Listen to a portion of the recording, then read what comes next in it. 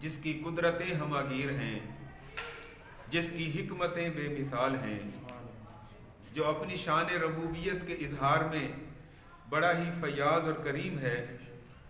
تمام تر درود و سلام اس ذات والا صفات کے لیے ہیں جو انتخاب پروردگار ہیں۔ آج سورہ بنی اسرائیل کی ایک آیت پاک کا ایک حصہ تلاوت کیا ہے، جس میں پروردگار عالم نے ارشاد فرمایا وَلَقَدْ كَرَّمْنَا بَنِي آدم، اور بے شک ہم نے،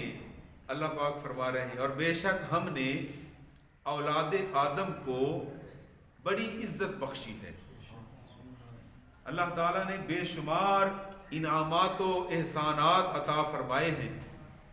ان میں جو بہت بڑی کرم نوازی ہے، نبی پاک علیہ السلام کی امت میں شامل فرما کر اللہ پاک نے جو ہمیں بہت بڑا انعام عطا فرمایا ہے وہ یہ ہے کہ اپنی جناب خاص سے حضرت انسان کو اللہ پاک نے عزت عطا فرمائی ہے، اور ہر غیرت مند اور صاحب شعور بندہ جانتا ہے کہ اس کائنات میں دولت واقعی ایک انسان کی بنیادی ضرورت تو ہے، لیکن یہ دولت عزت پر قربان کی جا سکتی ہے۔ عزت اور وقار اور شان و شوکت کا درجہ دولت سے کہیں زیادہ ہے۔ اللہ تبارک و تعالی ہمیں یہ احساس عطا فرمائے کہ ہم دولت کو، مال و دولت کو، سونے اور چاندی کو زیادہ اعلیٰ مقام پر سمجھنے کی بجائے اللہ کی دی ہوئی عزت کا خیال کریں اور اس کا شکر ادا کریں۔ اور بے شمار عزت کے اللہ پاک نے جو انعامات فرمائے ہیں، ان میں ایک بات آپ توجہ کے ساتھ سماعت فرمائیں کہ کائنات کی انسانوں کے علاوہ جتنی چیزیں ہیں، چرند پرند اور درند، وہ سب اپنا رزق کھانے کے لیے اپنا سر زمین کی طرف جھکاتے ہیں، لیکن انسان روٹی کھانے کے لیے یا پانی پینے کے لیے یہ جانوروں کی طرح، دوسری مخلوقات کی طرح اپنا سر زمین پر جھکانے والی ذلت سے اللہ نے اس کو بچایا ہوا ہے۔ 2 ہاتھ عطا فرمائے ہیں، رزق اور پانی خود بخود اٹھ کر اس کے منہ تک آ جاتا ہے، اسے سر نہیں جھکانا پڑتا۔ اس کا بھی غور فرمایا ہے اللہ پاک نے، یہ کتنی بڑی عزت عطا فرمائی ہے کہ اے انسان، تو کھانا کھانے کے لیے اپنا سر زمین کی طرف جھکائے گا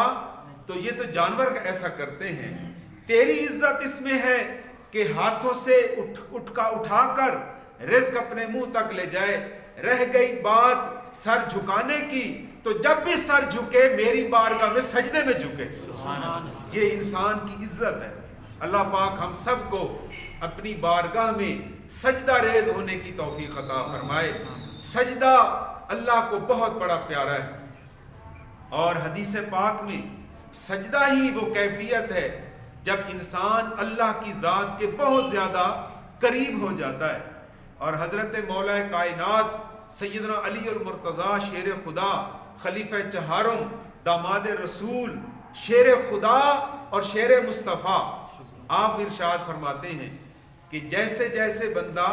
اللہ کی بارگاہ میں زمین پر سجدے کے لیے سر جھکاتا ہے، اس کا درجہ بڑھ جاتا ہے۔ جتنے سجدے کرتا جائے گا اپنے درجات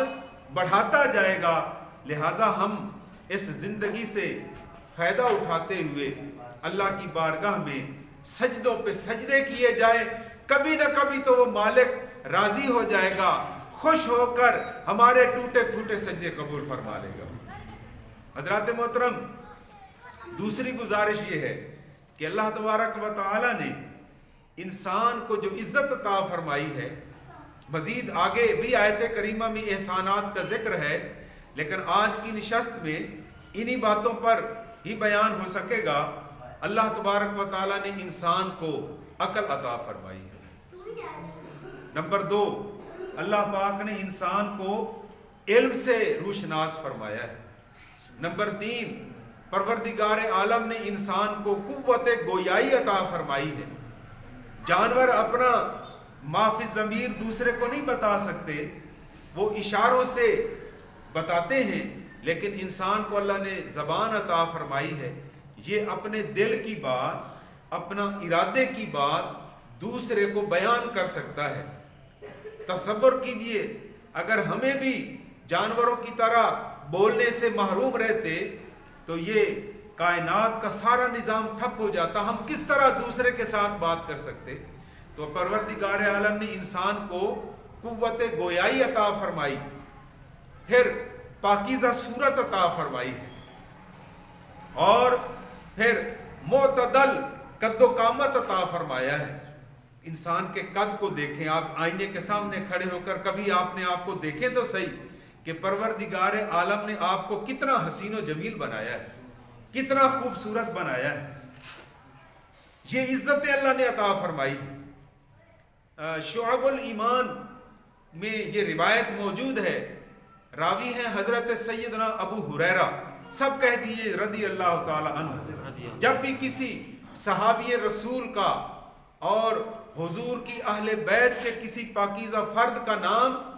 ہماری زبان پر آئے تو سب کہہ دیجئے رضی اللہ تعالی عنہ۔ اور یہ اعزاز قرآن کریم میں اللہ پاک نے خود ہی نے عطا فرمایا ہے کہ رب ان سے راضی اور یہ رب سے راضی ہو گئے۔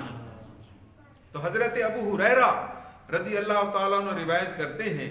کہ نبی اکرم صلی اللہ علیہ وآلہ وسلم کا ارشاد پاک ہے کہ انسان کا درجہ، انسان کی عزت اور وقار اللہ کے نزدیک فرشتوں سے بھی زیادہ ہے۔ تصور تو کریں ذرا، فرشتے جو ہمہ وقت عبادت میں مصروف رہتے ہیں ان کا درجہ کم ہے اور انسان کا درجہ اللہ کی بارگاہ میں زیادہ ہے۔ اس کی وجہ کیا ہے کہ فرشتے جو عبادت کرتے ہیں وہ مجبور ہیں، ان کو کہاں پیدا ہی اس لیے کیا گیا ہے کہ وہ عبادت کریں۔ انہیں عقل تو عطا فرمائی گئی ہے لیکن فرشتوں میں شہوت نہیں ہے، نفسانی جذبہ نہیں ہے، لہٰذا وہ برائی کی طرف آ ہی نہیں سکتے۔ اب اس کے برعکس جو جانور ہیں ان میں شہوت کا جذبہ ہے لیکن ان جانوروں میں عقل نہیں ہے، وہ عقل سے کوئی فیصلہ کرنے سے قاصر ہیں۔ ہاں ان کی نسل بڑھ جاتی ہے کیونکہ ان کے اندر شہوت کا جذبہ ہے، ہر نر اپنی مادہ میں رغبت رکھتا ہے اور ہر مادہ اپنے نر میں رغبت اس لیے رکھتا ہے کہ وہ ان کی نسل آگے بڑھتی ہے۔ فرشتے عقل رکھتے ہیں، شہوت نہیں رکھتے، جانور شہوت تو رکھتے ہیں، عقل سے محروم ہیں۔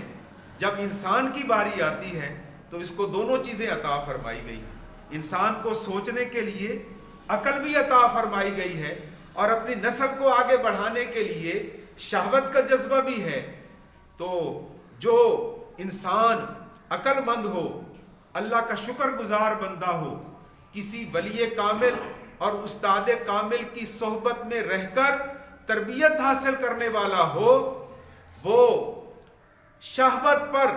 اپنی عقل کو غالب کر دیتا ہے، وہ جانوروں کی طرح اندھا بن کر ہر طرف بدکاری کے لیے نہیں جاتا، بلکہ جو اللہ اور اس کے رسول نے جو رشتے اس کے لیے حلال قرار دیے ہیں فقط انہی کی طرف دیکھتا ہے اور اس کی آگے نسل بھی بڑھتی ہے۔ تو انسان جو عقل کو اپنی شہوت پر غالب کر لے وہ انسان فرشتوں سے بھی زیادہ درجہ رکھتا ہے، اور جو بے وقوف انسان ہوتے ہوئے اپنی عقل پر پردہ ڈال لے اور اپنے نفس کی خواہش کے پیچھے دوڑتا رہے وہ اچھے درجے والا نہیں ہے، اس کا درجہ اللہ کی بارگاہ میں نہیں ہے۔ وہ تو خود اللہ نے تو اسے عزت عطا فرمائی لیکن اس نے اپنے آپ کو تباہی کے راستے پر لگا دیا۔ لہٰذا سامعین کرام، آپ تمام ہم سب اللہ کی بارگاہ میں دعا کرتے ہیں پروردگار عالم ہمیں اپنی عقل کے مطابق صحیح اور درست فیصلے کرنے میں ہماری مدد فرمائے، اور ہر غلط فیصلے سے اللہ پاک ہمیں بچائے، اور صحیح اور غلط فیصلے کی قوت آپ کے اختیار میں ہے، لیکن ماحول جیسا انسان کو میسر آتا ہے بندہ فیصلے بھی ویسے ہی کرتا ہے۔ اس لیے فرمایا گیا کہ اچھے اور نیک لوگوں سے دوستی رکھو، اچھے لوگوں سے، خوف خدا رکھنے والوں سے اور حب مصطفیٰ رکھنے والوں سے جب دوستی اختیار کرو گے تو تمہارا ہر قدم صحیح سمت کی طرف اٹھے گا، اور جیسے برے دوستوں کے ساتھ دوستی کرو گے تو وہ تمہیں ہر وقت برائی کی طرف لے کر جائیں گے۔ لہٰذا اپنے دوستوں کو ان کی سکروٹنی کریں، جو اللہ اور اس کے رسول سے محبت رکھنے والا ہے، چاہے وہ غریب ہو یا امیر، وہ اصل میں دوستی کے قابل ہے، اور جو اللہ اور اس کے رسول کا نافرمان ہے وہ چاہے حسن و جمال میں کہیں زیادہ ہو، مال و دولت کے حساب سے دوسروں سے کہیں زیادہ ہو، جو اللہ اور اس کے رسول کا وفادار نہیں ہے وہ تمہارا بھی وفادار نہیں ہو سکتا۔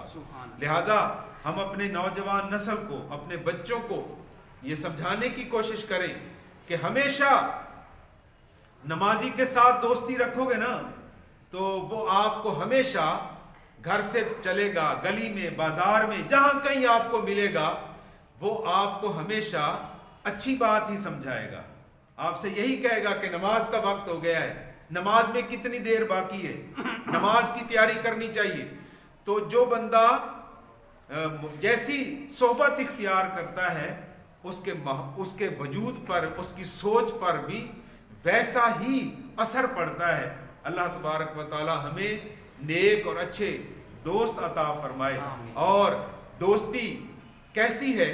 حضرت محبوب الہی خواجہ نظام الدین اولیاء، آپ نے بے شمار خلفاء تیار کیے، ان میں سے ایک آپ کے خلیفہ ہیں حضرت امیر خسرو، سب کہ رحمت اللہ علیہ۔ آپ کو ان سے اتنا پیار تھا، اتنی محبت تھی کہ آپ نے یہ فرما دیا کہ امیر خسرو کو ہم نے اتنا نواز دیا ہے، یہ مجھ سے اتنا پیارا ہے کہ شریعت کا حکم اجازت نہیں دیتا، ورنہ میں یہ وصیت کر جاتا کہ جب میں فوت ہو جاؤں یا امیر خسرو فوت ہو جائیں تو اسے میری قبر میں میرے ساتھ لٹا دینا، لیکن شریعت کی اجازت نہیں ہے۔ ایسے دوست اللہ عطا فرمائے جو آپ کو ہمیشہ نیکی کے راستے کی طرف لے کر جائیں۔ وما علینا الا البلاغ المبین۔